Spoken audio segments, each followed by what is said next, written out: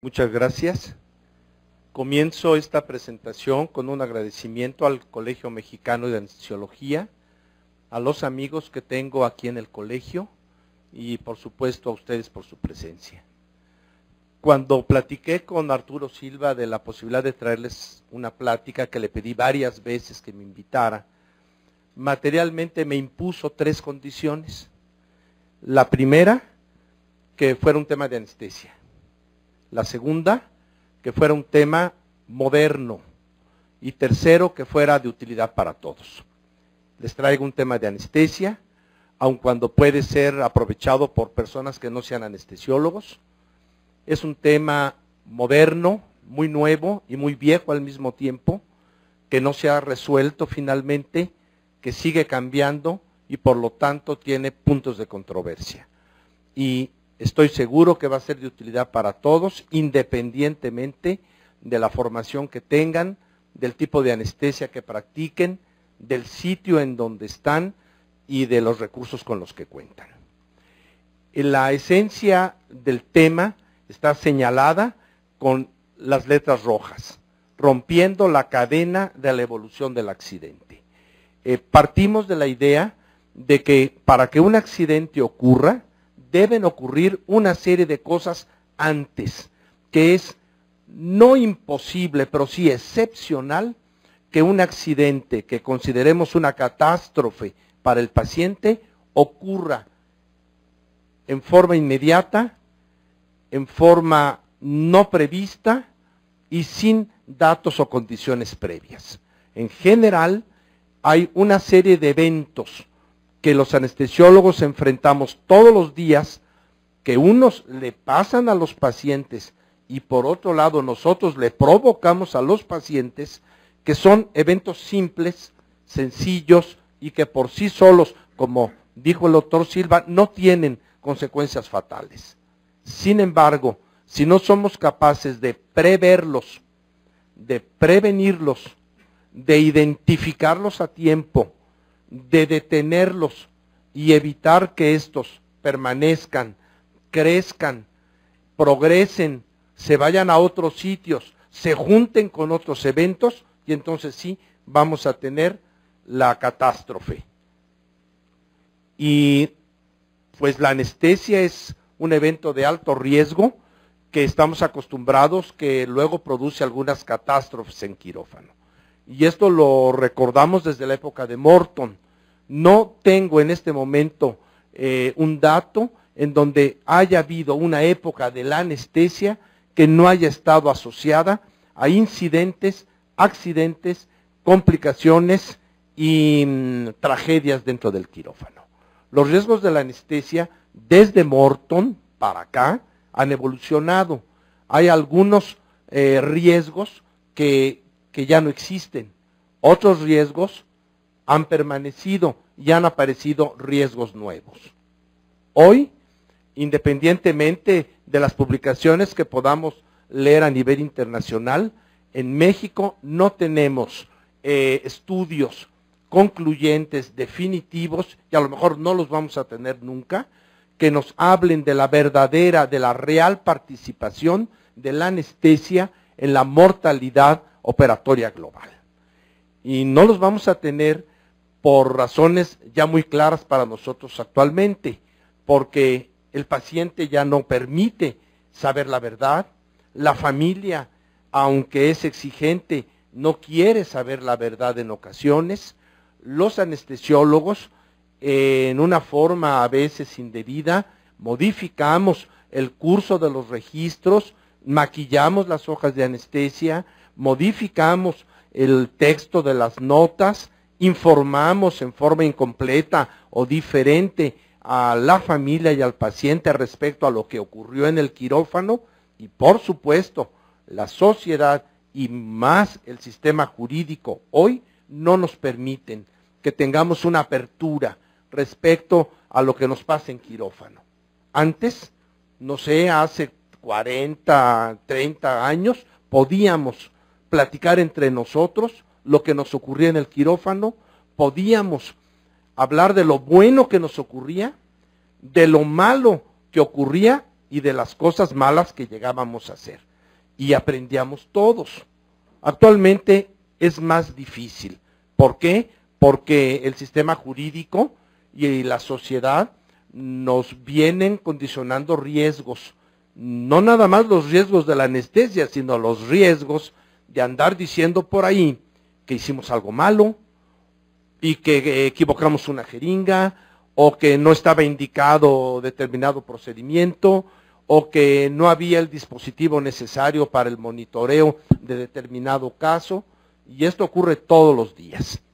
Gracias a estos eventos nuevos de análisis de los eventos clínicos, que es basados en la mejor evidencia posible y basados en la resolución de problemas, y sobre todo los sitios que tienen docencia y que tienen residentes y que todavía se pueden reunir, han avanzado un poquito en esto. En derecho mexicano, los anestesiólogos tenemos obligación de medios, no tenemos obligación de resultados. No debemos tener un temor muy grande respecto a analizar las cosas cuando solamente vamos a analizar el resultado final. Es que hubo una complicación, es que el enfermo se dañó, es que el enfermo tiene una secuela, es que el enfermo se murió, y solo por eso lo vamos a analizar. Actualmente sabemos que podemos y debemos analizar. ¿Alguien? La que sigue es la tecnología que luego le apreté, ¿verdad? Sí, ok. No, la anterior. Resulta que en el sistema mexicano ya no debemos tener demasiado temor en revisar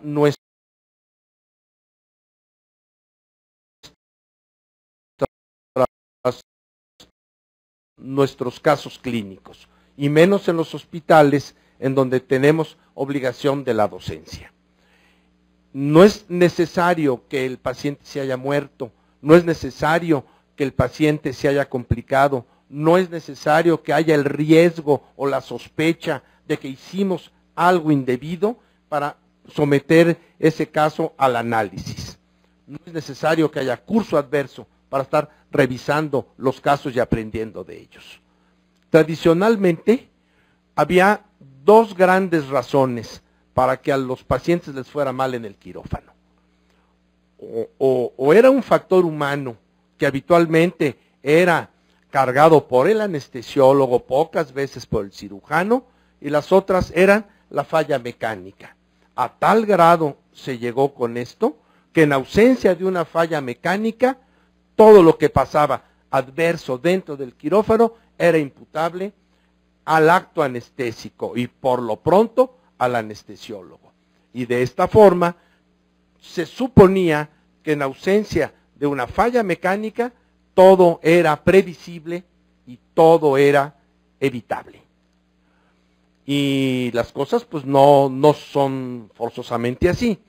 Carlos Perrow es un analista organizacional de los Estados Unidos que se ha destacado en los últimos 20 años por el análisis de grandes eventos mundiales, grandes catástrofes, en donde ha estado involucrada la sospecha de la falla humana. Chernobyl, Bhopal, el Challenger, en donde además de la falla mecánica, estuvo la sospecha de la falla humana. Y él, dentro de estas análisis, acuñó este término que les traigo a ustedes, y es: lo que es evitable en la teoría, no lo es necesariamente en la práctica. Él identifica, y nosotros podemos tomar ese concepto y aplicarlo a nuestro sistema, el ser humano como un sistema, y dentro de él otros sistemas como el respiratorio, el endocrino, el neuromuscular, el circulatorio, y dentro de ese, el neuroendocrino, hasta llegar hasta el nivel molecular que podamos, en donde él define, y nosotros también lo podemos entender para la biología, que no existen sistemas diseñados o reales capaces de operar a prueba de fallas. Que a pesar de que nos fijamos, de que nuestra tecnología es cada vez más sofisticada, de que cada vez tenemos más apoyo del monitoreo, de que cada vez la industria farmacéutica nos apoya con medicamentos más novedosos, más puros, con menos reacciones, los accidentes continúan. Y hay ciertos sistemas o ciertas condiciones dentro del organismo humano, de su fisiología y del estado de anestesia, en donde como vamos a ver, por asociaciones múltiples, por asociaciones fuertes o por asociaciones inesperadas de los eventos dentro del organismo durante la anestesia, el organismo como sistema va a fallar inevitablemente. Los sistemas del organismo, cuando fallan en forma diferente y fallan por diferentes cosas y en diferente modalidad. Hay dos formas básicas de que fallen los sistemas. El sistema biológico del ser humano en su fisiología y su bioquímica durante el acto y el estado anestésico. Las fallas que llamamos de componentes simples y las fallas que conocemos de componentes múltiples o de sistema. Algo de lo que el doctor Arturo Silva les anunció al principio. Hay cosas muy sencillas, eventos de todos los días, de varios o muchos eventos dentro de cada acto anestésico que no tienen una trascendencia. Y luego de repente algo pasa, esos eventos se convierten en diferentes, crecen, se juntan con otros, migran y entonces dan un problema realmente grave. Bueno, gracias, me vas a apoyar con esto, ¿verdad? Formas básicas de falla de los sistemas, de componentes simples y de componentes sistémicos. ¿Qué entendemos por falla de componentes simples dentro de un evento anestésico? Una cantidad enorme de situaciones que ustedes viven todos los días que por sí solas no son capaces de crear ni un riesgo, ni una condición adversa, ni un accidente, ni una secuela, ni un muerto, por supuesto. Y que ocurren todos los días. No quiere decir que las personas estén predispuestas a ese tipo de eventos, sino que son los eventos que suelen ocurrir con toda regularidad. Inconsciencia por hipnóticos, parálisis o flacidez por relajantes, taquicardia por la incisión, bradicardia por los narcóticos, hipotermia por el estado de presión del cerebro durante la anestesia, elevación de la presión arterial por ansiedad preoperatoria, aumento de la presión arterial también por la incisión. Son eventos cotidianos de todos los días, ocurren siempre y no significan prácticamente nada grave para el paciente. Estar inconsciente por hipnóticos no es un problema grave, pero ya en automático requiere un cuidado especial para que ese evento simple producido por nosotros no progrese a algo más grave. La intubación esofágica puede matar a una persona. El tubo en el esófago no mata a nadie. Cualquiera de ustedes pone un tubo en el esófago y a nadie le pasa nada por ese hecho. Nada más que si lo dejan y lo insuflan y no se enteran, entonces progresa a cosas diferentes. Si ustedes están a la mitad de una operación o al término de ella y desconectan al paciente de la vía respiratoria para aspirarlo, no le pasa nada. Es un evento simple. Nada más que si después de aspirarlo no lo conectan y lo insuflan, entonces sí les van a pasar cosas. La identificación el reconocimiento, la ponderación y la recuperación a cada minuto de todos los incidentes simples durante la operación son los que permiten que ustedes lleguen a la otra orilla con su paciente. Sin embargo, no siempre se detienen ahí las cosas. Hay eventos que sí son más complicados y suelen ser más complicados porque ya se han unido con otros eventos que también eran simples, pero que dan una complicación mayor. La forma de fallar más frecuente del organismo cuando se trata de accidentes sistémicos es por dos razones principales. Lo que se llama la complejidad de las interacciones y lo que se llama la fuerza del acoplamiento. Y ahorita les voy a comentar qué es cada una de ellas. La complejidad de las interacciones puede ser de tres tipos. Y esto pasa en el organismo, durante un estado de anestesia. La complejidad intrínseca, la complejidad de proliferación y la complejidad de incertidumbre. ¿Qué es cada una de ellas? Complejidad intrínseca es una situación en la cual los componentes del sistema se identifican como de alta tecnología, suelen ser componentes de precisión, requieren para su funcionamiento una coordinación exacta, se requieren pasos indispensables uno tras de otro para que el proceso se lleve a cabo, y en la vida real, por ejemplo, tenemos la computación, los vuelos espaciales y los eventos de energía nuclear, y en la biología y durante el estado de anestesia o no, tenemos por ejemplo la coagulación, en donde es alta tecnología, son componentes de precisión, se requiere una coordinación exacta entre los eventos y los pasos tienen que ser necesarios. Si no se lleva a cabo un paso, no va el que sigue. Si no ocurre ese, no va el que sigue. Y basta con que uno de los pasos se interfiera para que todo el proceso se termine.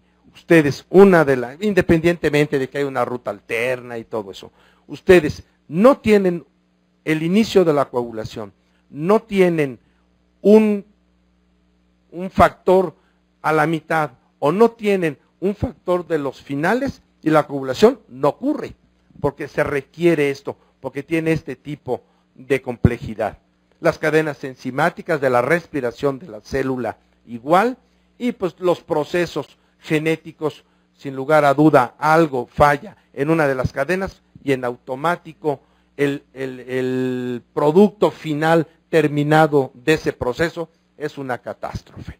Desde los problemas graves de la coagulación, los problemas en las cadenas respiratorias celulares o la malformación. Hay sistemas dentro del organismo que funcionan o exhiben un comportamiento diferente.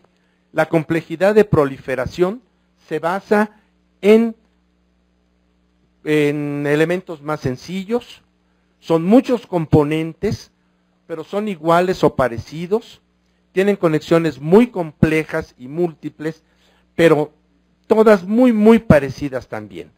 Imagínense las rejillas eléctricas, las plantas químicas, una refinería, alambres, tubos, llaves, válvulas, quizá el sistema circulatorio, quizá el sistema, la microcirculación, en donde prácticamente morfológicamente es igualita toda y reacciona en la misma forma, se abre y se cierra a los mismos estímulos, el lecho capilar es igual, salvo en algunos sitios especiales que tienen microcirculaciones especiales, en general son muy parecidos, y el cerebro, que con respeto a la neurona, son millones y millones y millones de neuronas interconectadas que en general funcionan igual en el sentido de la transmisión y de la comunicación eléctrica entre una y otra.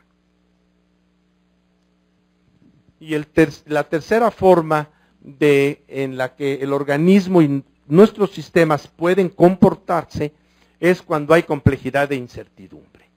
Esto ocurre en la biología humana. Los médicos como científicos tenemos diseñados ya muy pocos modelos para entender lo que pasa en la biología humana. Y tratamos de que con esos pocos modelos entender todo lo que ocurre en la bioquímica, en la fisiología, en la farmacología, en la genética, y no es posible porque no se sabe todavía lo suficiente. Y hay eventos en el organismo y eventos durante la anestesia que ocurren aunque nosotros no querramos y aunque nosotros no lo entendamos, buenas y malas. Ustedes aplican lo que me quieran decir, desflorane inhalado, y el paciente cae en un estado de anestesia general por ese agente inhalado. Si saben o no saben cómo se produce, no importa, va a producirse. Ustedes aplican un analgésico, es ideal que sepan qué va a ser el analgésico, pero si no lo saben y nada más lo ponen en la vena y dice X fármaco que quite el dolor se va a quitar, independientemente de que no sepamos las vías del dolor, la neurotransmisión, el cerebro, la compuerta y todas esas cosas que sabemos, y que las sepamos o no, la analgesia se va a producir y el estado de anestesia se va a producir. Por tanto, cuando ese sistema que está funcionando en automático y que no lo conocemos bien, le falla algo, estamos perdidos. Porque no sabemos más que la cajita, la jeringa, la fórmula, y estamos esperando un resultado. Pero no sabemos todo el interior de lo que está ocurriendo. Algunas cosas ocurren por casualidad, siempre hay incertidumbre, y entre más vigilemos nosotros al paciente, y este es uno de los peligros, de los riesgos que tiene el monitoreo moderno. Entre más le revisemos, entre más vigilemos al paciente, más incorporamos datos que tenemos que empezar a interpretar, y en algún momento aumenta la incertidumbre, y porque creemos que estamos vigilando a profundidad las funciones, pueden ocurrir eventos que no alcanzamos a ver, y no quiere decir que el monitoreo oculte los eventos adversos, pero si confiamos demasiado en el monitoreo, a veces el evento adverso viene por abajo, no lo vemos y nos sorprende. La fuerza del acoplamiento es la otra posibilidad que tenemos para que las cosas vayan mal con nuestros pacientes durante la anestesia. ¿Qué es esto de holgura espacial, temporal y de velocidad? Los procesos en el organismo, llámenle como le llamen, fisiología respiratoria, fisiología cardiovascular, neurotransmisores, fisiología renal, están materialmente interconectados. Y están interconectados a veces en una forma muy holgada y a veces en una forma muy fuerte. Y el cuerpo humano está realizando continuamente ajustes que tienen que ver con mantener la fisiología dentro de la forma más cercana a la condición homeostática normal. Tenemos la ventaja en el organismo que trabaja a base de compartimentos. Tenemos el circulatorio, el respiratorio, el neuromuscular, el del sistema nervioso, y en ocasiones esos compartimentos se llegan a unir desde el punto de vista anatómico, como es el respiratorio y el digestivo, y a veces se llegan a unir en forma neuroendocrina, como es el control de la respiración por neurotransmisores directamente de carótidas y esto. Además, tenemos para supervivencia del organismo la redundancia: 2 riñones, 2 pulmones, 2 suprarrenales, 2 tiroides, una cantidad enorme, aparentemente mucho mayor de lo necesario de los receptores para los relajantes musculares en la transmisión neuromuscular en el músculo. Y tenemos también los controladores que regulan la interacción de otros sistemas. Si ustedes se acuerdan de nuestra frontera con Estados Unidos, hay 2 ejemplos. Un ejemplo que quiero comentar, sin ser peyorativo para ninguno de los 2 sitios que voy a mencionar. Si ustedes van por Reynosa, del otro lado está McAllen. Si van por el centro del país, díganme la ciudad que quieran, El Paso, del otro lado está Eagle, o algo así. Ciudad Juárez. Hay una enorme diferencia entre las 2 ciudades fronterizas mexicanas y las 2 ciudades fronterizas americanas. Si ustedes llegan a Reynosa y se pasan a McAllen, es una ciudad totalmente diferente, típicamente americana, aunque se habla español en todas las tiendas. Hay una gran diferencia, se nota que es un sitio diferente. En cambio, más en el centro, no se nota. La única diferencia es la pluma, la puerta, los guardias, está uno del otro lado y casi es igualito. ¿Qué creen que hace la diferencia? La holgura espacial. Entre una ciudad y otra hay casi 30 kilómetros de amortiguamiento de la ciudad de acá con la ciudad de allá y viceversa. Y en la otra ciudad no hay amortiguamiento. Y entonces lo que pasa en un sitio es claramente reflejado o transmitido a la otra ciudad.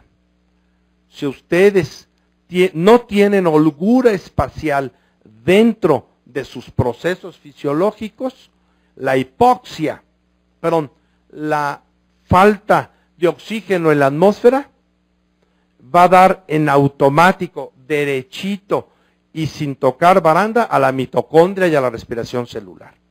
En cambio, si hay mecanismos amortiguadores, si hay hemoglobina, si hay la taquicardia compensadora, si hay la vasoconstricción compensadora, si se mueven los líquidos, se redistribuyen de un sitio a otro para garantizar las áreas preferenciales, entonces eso es amortiguamiento.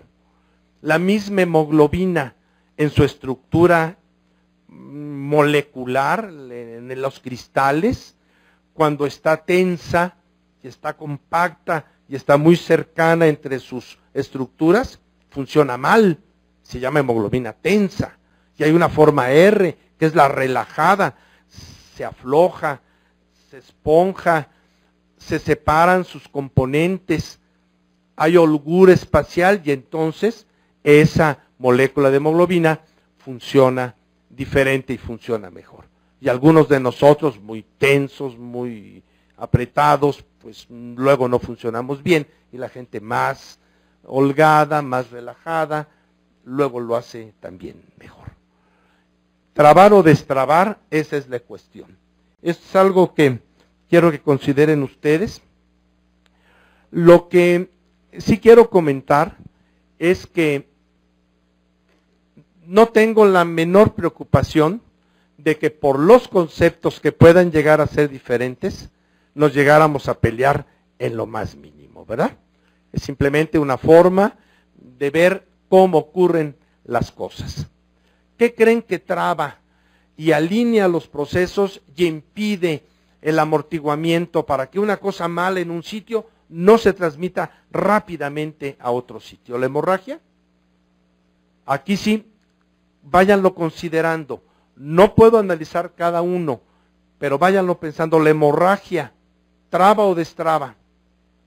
El estado de anestesia, donde se pierde la conciencia, se pierde la termorregulación, se pierde el tono muscular, se pierde la hiperventilación compensadora, se pierde la taquicardia compensadora, se pierde la vasoconstricción compensadora.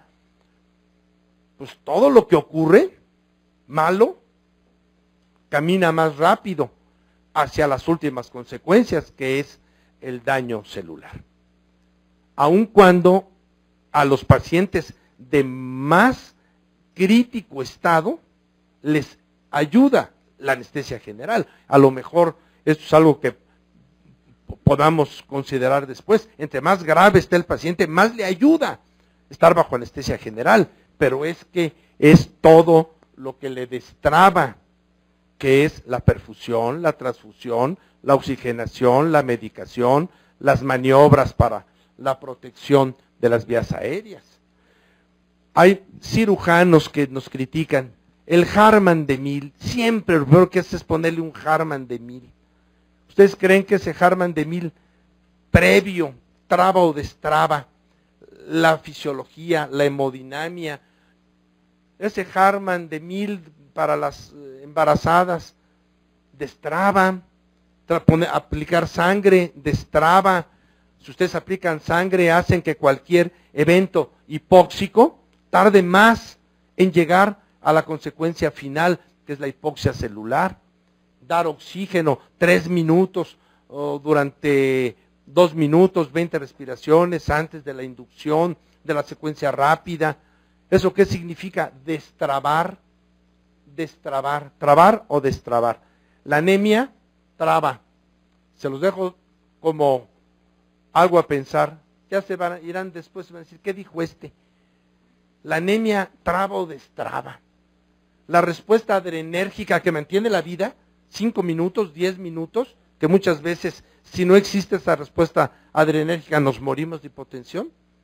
Nos salva, pero traba cosas o las destraba. Llévenselo. Y por supuesto, lo que nos ha preocupado desde el principio, que es que la eventualidad simple se convierte en un accidente, y es lo que Arturo Silva nos dijo al principio, que los eventos sencillos, los que ocurren todos los días, que ocurren muchos durante cada operación, y que además muchos de ellos nosotros los provocamos, siguen siendo eventualidades simples, mientras que los preveamos, los prevengamos, los identifiquemos en el momento en el que ocurren y los corrijamos y no dejemos que se hagan más grandes, que permanezcan, que se unan con otros eventos. Claro, hay hipoxia, pero al rato va a haber acidosis, al rato va a haber vasoconstricción, al rato va a haber toxinas periféricas, y de repente uno de esos sistemas muy sensibles, que luego no sabemos por qué nos juegan tantas trastadas, la coagulación. Nosotros estamos aquí trabajando algo, tratando de corregir algo, y de repente, ¡ay!, ya se descompuso la coagulación. ¿Por qué? Porque están conectados, porque unas cosas tienen que ver con otras. Y por supuesto, depende de que el sistema se haga más complejo. La fisiología humana es muy complicada.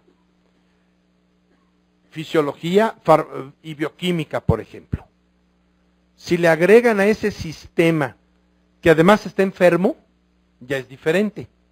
Si además le agregan la enfermedad operatoria, y vamos a irlo complicando en la medida en la que ustedes quieran. 74 años, mujer, obesa, diabética, hipertensa, con un colon tóxico. Yo no contesto el teléfono. Ese día no estoy. Pero en fin, tenemos fisiología, una enfermedad operatoria grave, que es, por ejemplo, un colon tóxico, que además tiene varias enfermedades asociadas, la obesidad, la edad, la hipertensión, la diabetes, la dislipidemia, y quieren las coronarias, bueno, las puede tener, ¿no? Bajo esa situación las puede tener. Y luego, pues claro, vamos a operarlo grandotote. ¿De qué? Colectomía de emergencia, sábado, 3 de la mañana. ¿Con qué lo quieren dormir? Epidural alta y luego lo que ustedes quieran, lo que ustedes saben, remifentanilo, midazolam goteado, desflorano, no sé, la plática no es para eso, pero lo que ustedes le quieran poner. Es una cosa, más otra, más otra, más otra, más otra, y luego además vamos a monitorizarla. El oxígeno, el dióxido de carbono, la presión arterial, no invasiva, automática, la diuresis, el trazo electrocardiográfico, la presión venosa central, la presión de la, ¿qué? De la subclavia, la glucosa, la hemoglobina, las plaquetas. ¿Qué nos falta para complicarnos la vida? Un tromboelastografía, ¿qué más? Una gasometría cada 2 horas. Bueno, tienen, no nada más para divertirse, sino para complicarse la comprensión de todo eso. Porque el monitoreo es todo un evento, todo un sistema que hace cosas, que les aporta datos y que ustedes tienen que hacer cosas con esos datos. Y entonces, pues miren, ¿se acuerdan de la primera diapositiva, falla del equipo? Pues ya es lo de menos, ya nada más esos 2 faltaban, ¿no? Pues ya, que se vaya el oxígeno del sanatorio, bueno, pues ya. O sea, finalmente, esa concepción original de que solamente le podían a uno pasar cosas porque fallaba el equipo o porque fallaba el anestesiólogo, ya no es real actualmente. Bueno, a veces el anestesiólogo sí hace cosas que no debe. A veces el cirujano también hace cosas que no deben. Y en muchísimas ocasiones que la gente no está acostumbrada ni quiere aceptar, el paciente va a fallar. Y los pacientes, siendo nuestros pacientes o no, finalmente, algún día también se van a morir. Y nadie estamos aún aceptando que el evento final es morirnos y que todo tiene un límite. Recuperémonos de las eventualidades simples en anestesia, antes de que se conviertan en eventualidades propagadas, grandes y que ya no podamos detener. ¿Qué es la vigilancia? Se los dijo, es exactamente lo que dijo Arturo al principio, es la habilidad para sostener la atención. Y a veces la atención es media hora, y a veces es 1 hora, y a veces son 3 horas, y a veces son 7 horas. De signos vitales, de presión arterial, de glicemias, de presión de la cuña pulmonar, de la diuresis, el electrocardiograma a las 7 horas de estarlo viendo ni siquiera cada 5 minutos, porque eso es tiempo real, lo ve uno todo el tiempo. A las 7 horas de ver el trazo, ya empieza uno a ver cosas diferentes. Entonces, ver, atender lo que ocurre. Y fíjense, reconocer que algo está mal, saber qué es, decidir qué hacer y hacerlo. Y son etapas. Y en alguna de esas puede haber algo que no esté bien por parte nuestra. Ver y atender, había una caricatura al principio de una enfermera corriendo a algo urgente y el que tenía que estar viendo y atendiendo, creo que estaba en el café, ¿verdad? Bueno. Nada más que después de 8 horas ya no es fácil ver igual las cosas. Esto se llama de otra forma, y lo vamos a ver en una imagen después, se llama presión de producción, que es un problema que da riesgos. Están viendo, están atendiendo a lo que están viendo sin perder la atención y hay que saber que algo está mal. La presión ha subido y bajado, tiene un ritmo, la presión del pulso que no baje de 40, la presión del pulso no la media, y de repente la presión se queda abajo, o la frecuencia se queda arriba, o la diuresis se queda abajo, y entonces de repente nosotros tenemos que decir, algo está mal. Miren, el monitoreo tiene su límite. Y lo que nosotros hacemos con el monitoreo también tiene su límite. Presión arterial 70-30. Pulso 130. Oximetría 62. Y capnometría expiratoria 0. Ok. Primero, hay que identificar que hay 60-40 de presión. Luego hay que decidir que eso es una presión baja que no debe existir y que está mal. Luego hay que ver que tiene 130 de pulso. Y hay que decidir que esos 130 es algo que no está bien, que también está mal y que están juntos. Y luego hay que ver que 64 de oxígeno en el dedo tampoco está bien. Y que ya son 3 cosas. Y la cuarta es que el CO2 expiratorio está en 0. A ustedes, los monitores les dijeron cifras. Ustedes tienen que identificar que algo está mal. Y tienen que armar un diagnóstico que el aparato o que el monitoreo no les da. Si me equivoco, me lo dicen, lo acepto. El aparato no saca un letrero que dice embolia pulmonar. Se me antoja como para embolia pulmonar. Hipotensión, taquicardia, hipoxia e hipocarbia. Pues puede ser embolia pulmonar. Y alguien tiene que identificar, dice, ay, pues puede ser embolia pulmonar. Si no la piensan, y no es, qué bueno, pero si no la piensan y es, y podían hacer algo, adiós. Y fíjense cómo el monitoreo les da datos, pero el monitoreo no les dice las cosas.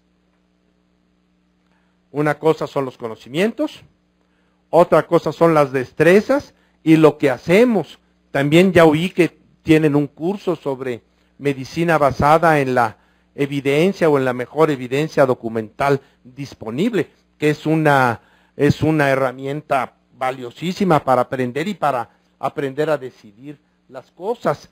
Y cerca del 33% de los eventos adversos en anestesia, como los que nos comentó Arturo Silva al principio, están en errores de juicio al interpretar lo que vemos y al decidir lo que hacemos. Y por supuesto el juego de la atención, la decisión y la acción pues es vital. ¿Cómo podemos hacer para romper la cadena de esta evolución? De cosas que no son graves al principio, porque ese es uno de los problemas principales de la anestesia, que es excepcional, que ocurra de repente algo grandototote inmortal, nomás de repente, de 3 segundos para acá, sin haber avisado. No quiero ser injusto, creo que eso no existe. A lo mejor alguna vez sí, pero siempre hay datos, siempre avisa.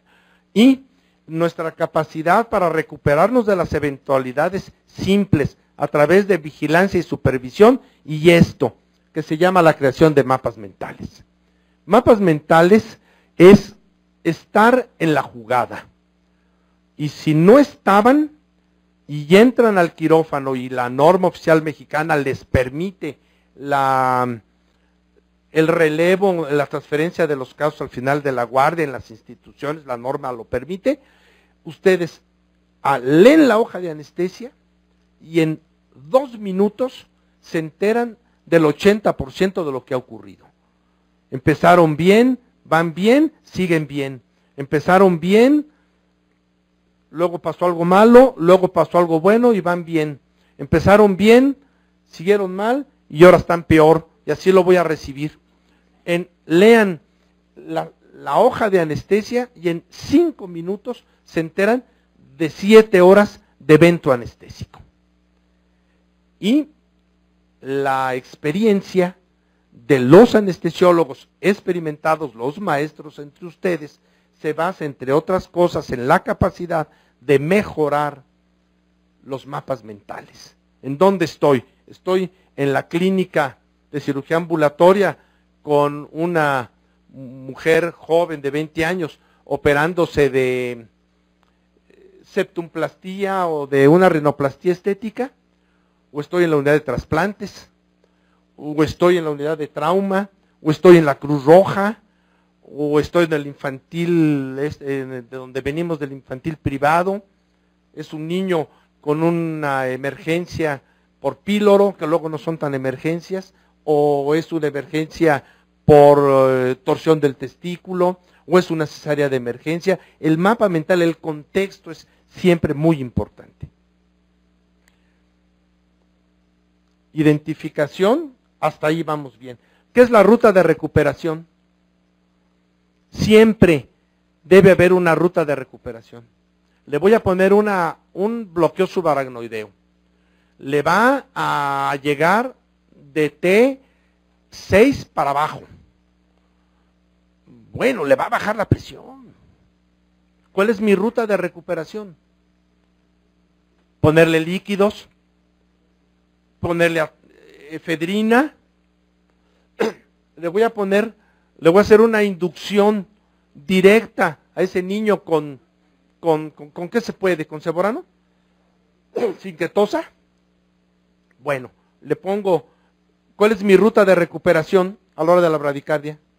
Venoclisis y la atropina cargada.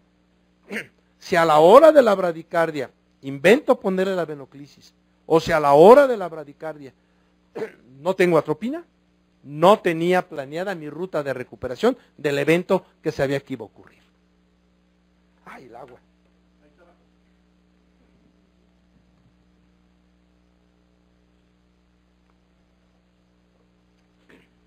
La ruta de recuperación, tienen que inventar sus rutas, si el paciente es asmático, pues deben tener la aminofilina ahí. Si el paciente es hipertenso, deben tener, no sé, el parche, la Dalat, la difedipina, no sé, lo que usen. Porque finalmente el organismo tiene su límite.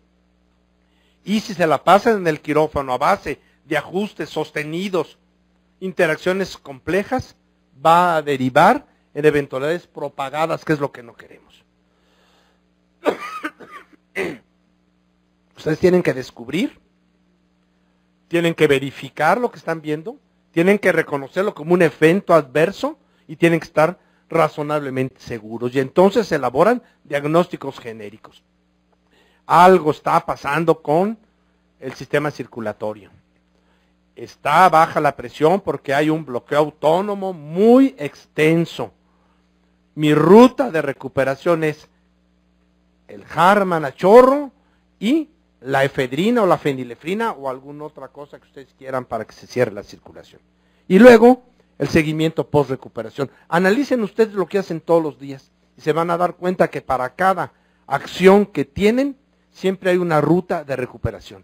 Le voy a poner un hipnótico y se va a deprimir la respiración, tengo la mascarilla. Lo que el doctor decía, no entran nada más con la jeringa. Saben que se va a deprimir, saben que le van a poner oxígeno, saben que va a bajar la presión, saben que le tienen que poner el vasoconstrictor o el agua, saben que trae el estómago lleno y lo tienen que dormir. Y con general, pues en automático, saben lo que tienen que hacer con ese paciente. Problemas, si no lo identifican, si no lo identifican como un problema, si lo identifican y no pueden iniciar la ruta porque no tenían con qué, si no hay ruta, o si la hay y ustedes no la conocen, o si la aplican mal porque la desconocen, o porque el paciente no responde. Y por supuesto, una agregada, trabajan bajo incertidumbre sobre eventos que no saben por qué están ocurriendo, coagulopatía de consumo, de repente el paciente empieza a sangrar, no saben qué ocurre, se alteró la circulación y hay que empezar a buscar por dónde debe haber una ruta de recuperación. Trabajar con prisa, con imprecisión y con improvisación, por supuesto. El mecanismo básico de la recuperación es la prevención. Hay que tener vías de recuperación por adelantado y cuando la recuperación es difícil o imposible, ustedes lo saben bien, solo la prevención. El gran riesgo de la vigilancia y de la supervisión, como son las alarmas. ¿Por qué tiene que haber alarmas en el quirófano? ¿Por qué tienen que estar sonando las cosas? Porque no es fácil mantener la atención sobre el monitor. Si es tiempo real y es el oxígeno y es la vida, ¿por qué tiene que sonar una chicharra y prenderse un foco y oír unos gritos cuando se bajan a 89? ¿Por qué? Porque en algún momento estoy volteando para otro lado. ¿Por qué? Porque además son un montón de cosas las que hay que cuidar. Y claro, las alarmas pueden instalarse en forma ocasional o en forma permanente. Hay eventos que avisan las alarmas, que son verdaderas y otras que son falsas, y ustedes saben el gran riesgo de que el aparato no les avise. Pero es más riesgo que el aparato les esté avise y avise y avise y avise de algo que no es cierto, que está avisando de que está bajando el oxígeno, que hay trastornos en el electro que son simplemente porque se están recargando y entonces alarma porque se aumentó la frecuencia y realmente se están recargando, y a base de sonar y de sonar y de sonar y de sonar, termina uno viciando el proceso. Por supuesto, hay unas que son importantes y otras que no son, y los artefactos o falsas positivas, me voy rápido. Ustedes saben qué pasa con las falsas positivas, ¿verdad? Vician su utilidad, terminamos por ignorarlas, terminamos por desactivarlas, estas responden a cualquier señal y nos están ocasionando permanentemente angustia y distracción. Y más de un anestesiólogo entre nosotros termina por apagar las alarmas, porque son agotadoras y están avise y avise de cosas que luego no existen. Cuando son verdaderas positivas, que no siempre lo sabemos, hay que identificarlas, hay que medir su magnitud, hay que referirlas al contexto clínico, hay que seleccionar la ruta de la recuperación y ejecutarla. Los mapas mentales es lo que ya había comentado, hay que ver en qué contexto se está operando el paciente, si tenemos certidumbre de lo que está ocurriendo o son eventos biológicos de los que sabemos poco. No vamos a tener monitores que nos digan embolia, ni que nos digan choque hemorrágico, ni que nos digan coagulopatía por consumo de fibrinógeno. Lo tenemos que inventar nosotros, que armar de los datos que nos dan. Y la experiencia de todos ustedes todos los días les mejora su mapa mental del evento. Y la hoja de anestesia, que no nada más es un evento legal, un documento legal y un documento clínico, sino ayuda a esto, que es que esté el mapa mental claro para el que está dando la anestesia. Última, penúltima, incentivos. Esto es muy malo para nosotros, ¿eh? Incentivos positivos para riesgo. Es un riesgo del quirófano y es un riesgo de la anestesia moderna. En los quirófanos del Seguro Social, de Pemex, del ISSSTE, de Sedena, de todas partes, entre más rápido saquen los pacientes, entre menos tiempo estén en el quirófano, entre menos tiempo pase entre un caso y otro, entre más veces ocurra que en toda la jornada se dieron las 27 operaciones hasta las 3 de la tarde y no se difirió ninguna para la tarde o para la noche, lo están haciendo mejor. No importa si había anemia, no importa si había hipertensión, no importa si había estómago lleno, no importa si había nervios, no importa si costó trabajo poner el bloqueo, no importa, salió el programa, salieron los casos. Y no nada más, hay negativos para seguridad, porque si van y la cancelan con el paciente dentro del quirófano, pues los va a mandar a llamar el jefe. Y a lo mejor el paciente no debía haber ido ni siquiera a hospitalizarse porque no estaba preparado. Y una cosa muy, muy, muy delicada de la presión de producción, que no es nada más el tiempo. Entre más sabemos de fisiología, entre más sabemos de farma, entre más tenemos confianza en nosotros y entre más confiamos en nuestro monitoreo, nos atrevemos a más cosas. Y ahora ya no importa la anemia, ¿tenemos con qué? Ya no importa la hipertensión, ¿tenemos con qué? Ya no importa la insuficiencia renal, ¿tenemos con qué? ya nos podemos operar de lo que sea, bajo cualquier circunstancia, porque para eso está el oxímetro, para eso está el capnómetro, para eso están los expansores, para eso está el remifentanilo o el fármaco de los modernos que respetan mucho la hemodinamia. Y entre más tenemos, más hay presión de que podamos hacer cosas que antes no podíamos hacer. Y también es un riesgo. Con esto verde termino. Hay que detectar los incidentes simples, hay que aprender y volver a la costumbre de comunicarlos, hay que en nuestros propios servicios o nuestra práctica privada construir nuestros mapas mentales, hay que construir nuestras rutas para lo que estamos haciendo, hay que habilitarnos los recursos, hay que reconocer la complejidad de la anestesia, más la complejidad de la operación, más la complejidad de la enfermedad, más la complejidad del monitoreo. No complicarnos más, a veces no necesita una bomba de infusión epidural con una neomelubrina, a veces no necesita dopamina. Bueno, no soy antialgólogo, pero a veces sí ponemos cosas de más. A veces no necesita el expansor, sino una cosa más sencilla. A veces no necesita dopamina, sino puro líquido. A veces nos complicamos un poquito las cosas.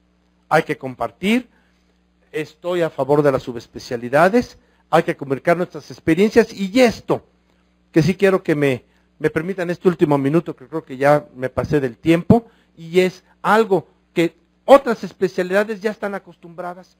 No se ve mal que los cirujanos, entren 2 cirujanos de gastro, que operen un estómago y les va de maravilla, y ya no invitan al residente, invitan a su colega experto como ellos y lo hacen a todo dar. Y los otorrino entre 2, y los ginecólogos entre 2, pero los anestesiólogos no. Si yo convido a uno de mis residentes, ya creen que es porque me quiero salir a comer el sándwich. Si invito a un anestesiólogo, igual que yo, ¿qué no puedes? No están acostumbrados. Y entren ustedes a trasplantes, a la bariátrica, a 1000 cosas en donde estar con los demás, con el colega, entre los 2.